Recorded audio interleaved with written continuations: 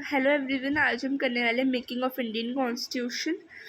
तो समझते हैं, जैसे साउथ अफ्रीका के जो कॉन्स्टिट्यूशन में बहुत सारी प्रॉब्लम्स फेस करी साउथ अफ्रीकन्स ने कि ब्लैक ने उन पर रूल करा, मतलब बहुत सारी प्रॉब्लम्स उसने फेस करी। उसी तरह इंडियन ने भी बहुत सारी प्रॉब्लम्स फेस करी अपने आप को रिपब्लिक बनाने के लिए, क्योंकि at that time we were ruled under the britisher, और ब्रिटिशर्स को इंडिया से भगाना was really very difficult task. तो जब हमारा कॉन्स्टिट्यूशन बन रहा था उस टाइम पे हम जब रिपब्लिक हुए उस टाइम पे बहुत सारी प्रॉब्लम्स हमें मिली। जो क्वेश्चन आता है आपके 5 मार्क्स में, उसके 5 पॉइंट्स मैं आपको बता देती हूँ। सबसे पहले इलिटरेसी रेट बहुत था इंडिया में, राइट। देन जो प्रिंसली स्टेट होती थी इंडिया की, उनके जो प्रिंस थे उनको मनाना कि अब वो छोड़ के हमारे साथ इंडिया में जुड़ जाएं, राइट।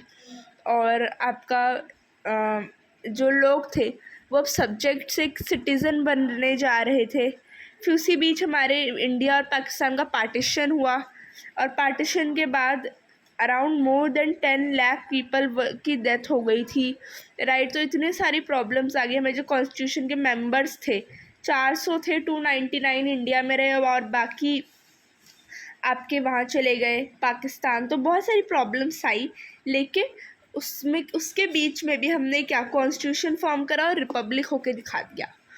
कैसे? देखो, 1928 में मोतीलाल नेहरू जी ने एक कॉन्स्टिट्यूशन को ड्राफ्ट करा था, रफ सा।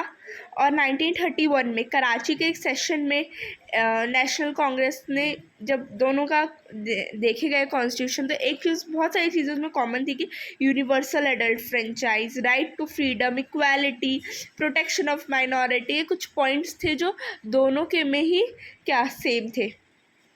और ऐसा नहीं है कि हमने हम एकदम ही हमें कुछ आता ही नहीं था कि रिपब्लिक होके हम गवर्नमेंट कैसे चलाएंगे। तो ऐसा नहीं, हमें कुछ नहीं आता था, हमें बहुत सारी चीज़ें आती थी, क्योंकि लास्ट तक होते होते ब्रिटिशर्स ने हमें थोड़ी आज़ादी दे दी थी। हमने इलेक्शन करवाए थे हमारे इंडिया में, और हमारी कांग्रेस जीत भी गई थी अराउंड 13 में से 7 सीट्स।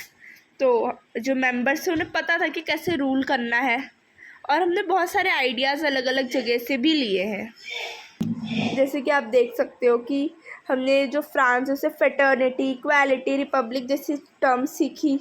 पार्लियामेंट्री डेमोक्रेसी हमने ब्रिटेन से सीखी। बिल ऑफ राइट्स यानी कि फंडामेंटल राइट्स हमने यूएस से सीखे।